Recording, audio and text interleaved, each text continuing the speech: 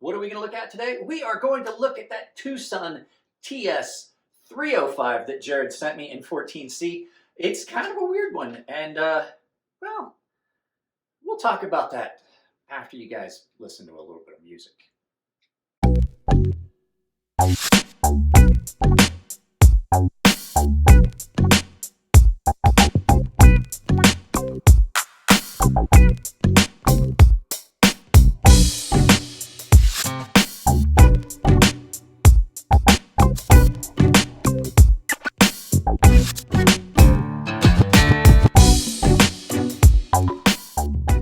So guys, this came in from Jared, and I was kind of on the fence, but before that, this is Jared behind me. Jared did a big giveaway announcement, so I'm not sure where this video is going to come up, but like if it hasn't went all the way through completion yet, you should go check out the video Jared did. I'll put a link down below that gets you how to enter and everything. A lot of channels you have to follow. There's some steps to it. I'm not doing the giveaway. Jared is, but basically there's a lot of channels that Mr. Amazing wants you guys to follow. So check out the video that Jared did. I've got a link to it down below, or the video I did that shows the links to all the channels. So at any rate, this came in from Jared, and when I first got it, I was like, man, this is weird. I haven't seen a knife that has this weird upswept angle to it. And in my head, I was saying that, and then I was sitting here and I was like, yes, you have, Mike. You absolutely have. The same kind of weird angle that you have on the Quayback by Jake Hoback, which is another knife that really isn't for me. This is not mine. It's Ember sharpening. But it's a weird kind of thing. So there's some things about it that I do like, some things I don't like, but we're going to get into that. So without any further ado, let's turn this around. We'll get some specs. We'll get some weight and all that stuff. We'll take a good look at it, and I'll tell you why this really is a knife that is kind of going to be one of those ones that you have to really think hard about whether you want it or not. So for me, I don't think I would want this. Does it perform really well? Yeah, but it's just not something I would want. So let's go ahead and turn this around and talk about it a little bit. So what are we looking at today, guys? We are looking at the Sun Ts305. This is now I'm going to tell you these specs we're going to get into may vary because this one is in 14C28N, and the only place I found specs, everywhere I found it, it was listed for the ones in M390. So there may be some variations in that, but let's go ahead and go through this. So you are looking at an 8.78 inch overall length, blade length of 3.74 inches. That's a flat ground drop point. This one's in 14C28N with a blade stock thickness of 0.142. So let's go ahead and get that out of the way first. Let's get this turned on and see what the blade stock thickness is on this. This one is 0.131, 135-ish.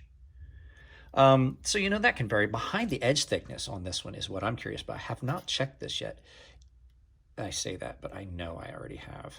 0.026, and that's surprising because I thought it was a good bit thinner. The way it cut, the way it felt, I thought it was a good bit thinner behind the edge.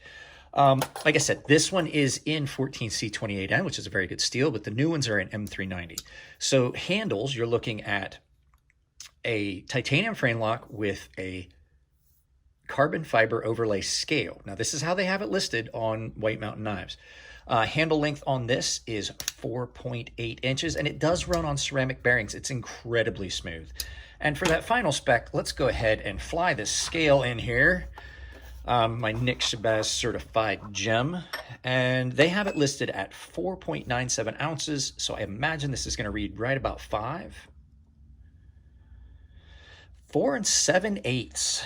So in grams, for those of you that don't use freedom units, you are looking at 140 grams. So it's not a light knife. It's not a small knife. Now, let's go ahead and get into some things on this. This knife does cut incredibly well, and it's fairly comfortable in hand. It is just, it's massive. And I can't remember, because I'm refilming this now, I can't remember whether I mentioned that it reminds me of the Hoback Quayback, which is another knife that's just not for me, and it has everything to do with this weird angle to the blade. It does not sit the way I want it to when I'm cutting. I would much prefer I want that, but that like that. I want it so that it's got that angle, more addressing the cutting material I would want. Some people like knives like this. They can be useful for certain things. I will tell you, this thing cuts incredibly well. As you can see, I did a lot of cutting with this to test it, and it got a lot of scratches. This was one of those knives that helped me cut up that massive amount of cardboard I had left from stuff that the wife had ordered to take to Japan with her for her family. Pocket clip on this is really, really good. It's another one that has a single point there, but it is rock solid. It does not move. Take a note, other manufacturers. I hate when pocket clips move. Gosh darn it, Mike. About that, guys, I had to realign the thing. Like I said, I hate when pocket clips move. This one is rock solid, and it's cut out nice and light. So I don't understand why there's so many pocket clips out there, even with 2 and 3 points, where you can just shift. You can't move that. There is no play in that. That ball on it gives it just about the right amount of tension in and out of pocket. No problem. Track pants, jeans. I wore a pair of 511s with the reinforced pocket seam. This is a 2-piece construction, and I like this. You guys heard me talk about the 195, the integral. I don't like integrals. I would much rather have this, a clamshell, because that gives you some opportunities to do things like this, which is the hardware for your pocket clip and a lanyard hole. And as you can see, that lanyard post is completely closed in. So if you put a lanyard, it's not going to cut it.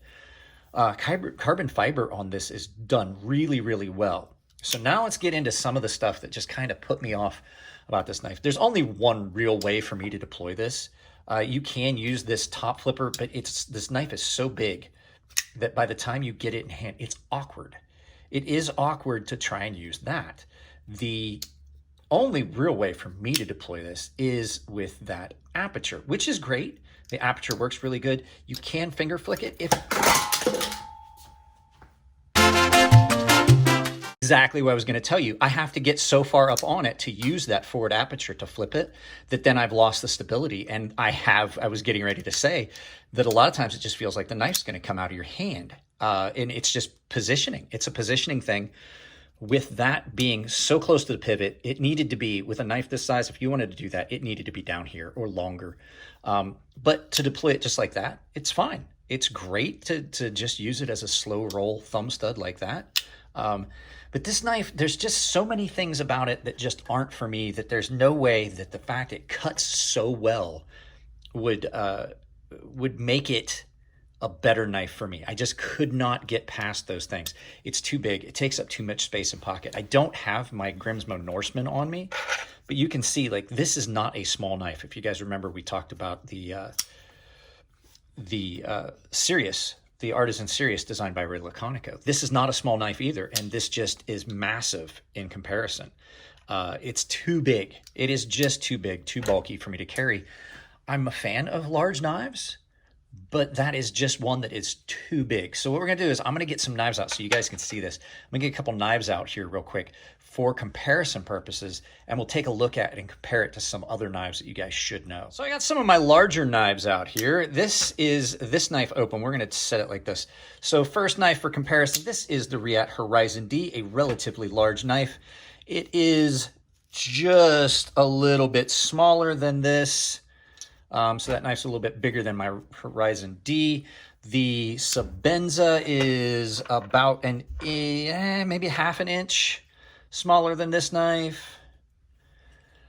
The big boy of the bunch, which is my Microtech DOC, is just spot on. Now, if you guys have ever handled one, these are big knives. So if you're looking at the size comparison here, they are just about, you know, apples to apples in size.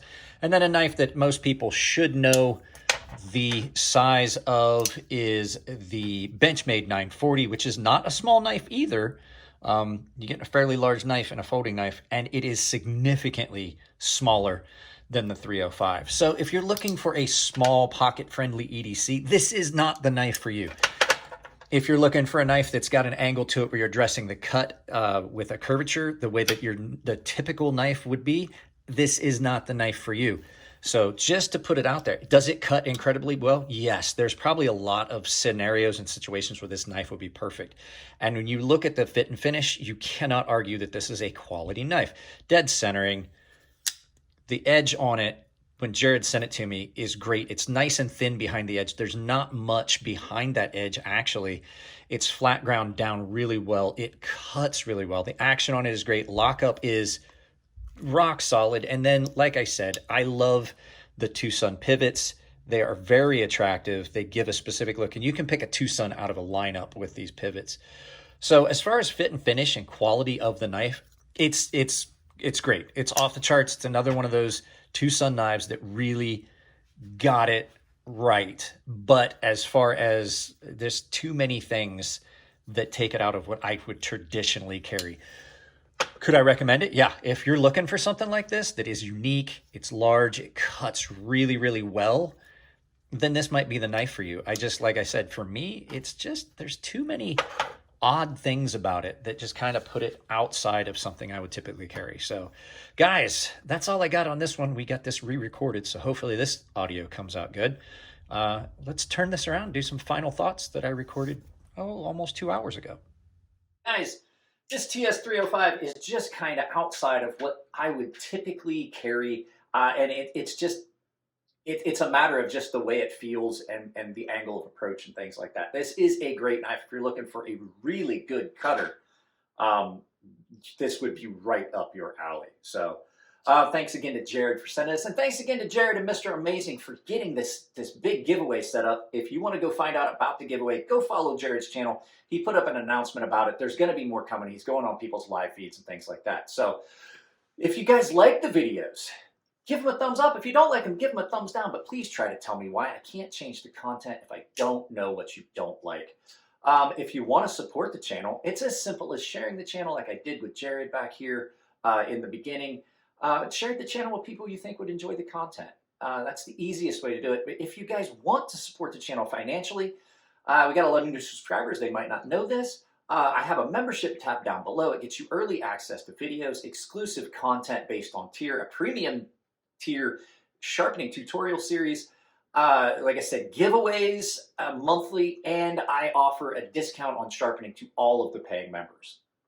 Other ways you can support the channel, I have affiliate links down below. Anything you purchase through those affiliate links, I get credit for. I have a couple new ones. SOG is coming. I'm just trying to get that affiliate link to work. And the last way you can do it is I have a merchandise store on Ember Shirt Co. with a coupon code that saves you 10% on anything you purchase on Ember Shirt Co. And that coupon code is CrazySharp, all one word, capital C, capital S, CrazySharp. Guys, if it's your birthday, happy birthday. Keep it clean in the comments section. I love you guys, and I will see you in the next video.